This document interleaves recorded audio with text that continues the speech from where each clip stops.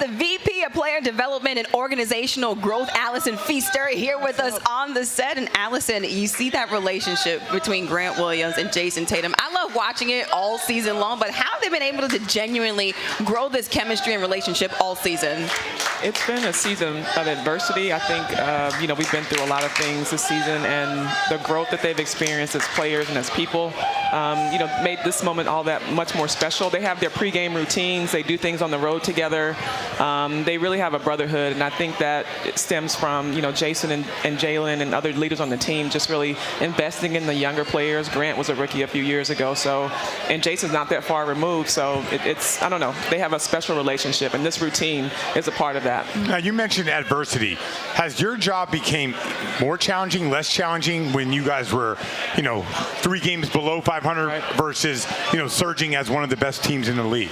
What I'll say about this season is that despite all the adversity that we've experienced, the losing streaks, the COVID absences, the transition of new staff members, everyone has really remained calm. I think from above, our leadership, our ownership group have really, and they chose Ime as our head coach. Brad was steadfast in supporting him throughout the season. So, there can't be enough said about our steadiness through the adversity. And you talk about remaining calm, and the first person I think of is Ime Udoka, because I haven't seen him sweat all season long, even when the season was going up and down. But we know Ime is just not afraid to call out his players, whether it be Grant Williams, Jayson Tatum, Jaylen Brown, anybody out there. But how do the players respond to that in the locker room, and how have they built that relationship with him? They have a tremendous respect for him as a coach. He's done a lot of things as a player. He's played almost every role on any team you can imagine, and he comes to this role with a lot of credibility. He's a winner. He's a competitor. So when you get in front of that group, in front of those guys, it's easy to get the buy-in. He knows what he's talking about. He's a good coach, and he has a great staff around him. So sprinkle in a little playfulness, little jabs here and there, and he has the locker room won. It's easy. So you have Jayson Tatum on the Snapchat with the weightlifting afterwards, and it seems like everyone's really dialed into this. Do you just sit back and be like, this is my magic right here? Look at what I did. Boom. Not at all. It's not like that? No, not at all. I'm super thankful. Like, I walk in that building every day along with a lot of everyone on the staff. Just thankful to be in the space. We have a great organization, a great team. We'll take the highs and the lows, but at the end of the day, we're here to support this team and here to support these guys and help them be the best they can be. And we got to talk about Al Horford, Game 4, exploding for 30 points, and obviously everyone around the country talking about Al Horford and the emotion that he showed in Game 4. Just how strange was it, though, to see Al, who's typically a happy person, never see him yelling or anything like that, but how different was it to see him in that element in Game 4, playing with that type of emotion and edge? For me, it wasn't strange because Al is a winner. He's won, national championships as a player in college. He's competed at the highest level in the NBA, NBA All-Star. He's a winner. I don't care age. What he's done transcends the age piece. So we knew that he was going to show up. Maybe not a 30-point performance, but he knew he was going to come up big. It's a next man up mentality, and he really embodied that the other night.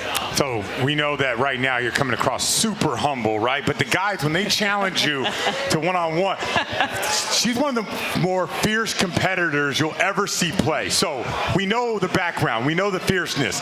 Does it take a little moment for you to switch into that old Allison Feaster, give me the ball, get out of my way, I'll take anybody on one-on-one? No, I got all of that out. I retired playing when I was 40 years old, and thank God I was well past my time to retire. I'm just glad I get to watch basketball and live vicariously through these guys. Has any of the guys ever asked you to play one-on-one, though? Because I feel like if they Google you, they see the accolades, they're like, maybe I could go one-on-one with Allison and see if she still got it. No, they have a lot of respect, a tremendous amount of respect. They know, a lot of us are former players, and they respect the game. So, do you play with the coaches and stuff like that? Taco always steals the show, doesn't he? Oh, look If who's in Taco's the stealing the house. show, it's Taco always steals the show.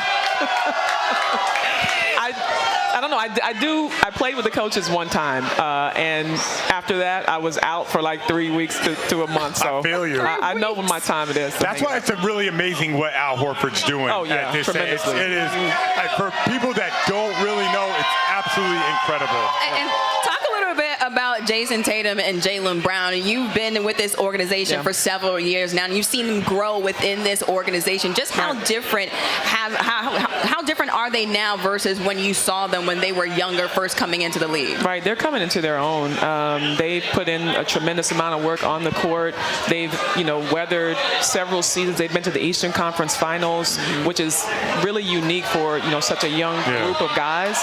And Jayson is a father, so he's mature well beyond his years and knows what's really important, in life. So I've been super fortunate to accompany them in their journey and just to watch them grow. And I think it's fitting that they're at this moment now, approaching, Game 5, and we'll see what happens today. Yeah, we ride the roller coaster, but it doesn't seem like they ride the roller coaster. Right. You think it has to do with the experience that they've had? Definitely. I think, as a former player, if you can't get too high on the highs and you can't get too low on the lows, you have to really maintain a certain amount of constant, throughout these series, which can be dreadful for a fan watching. Sure.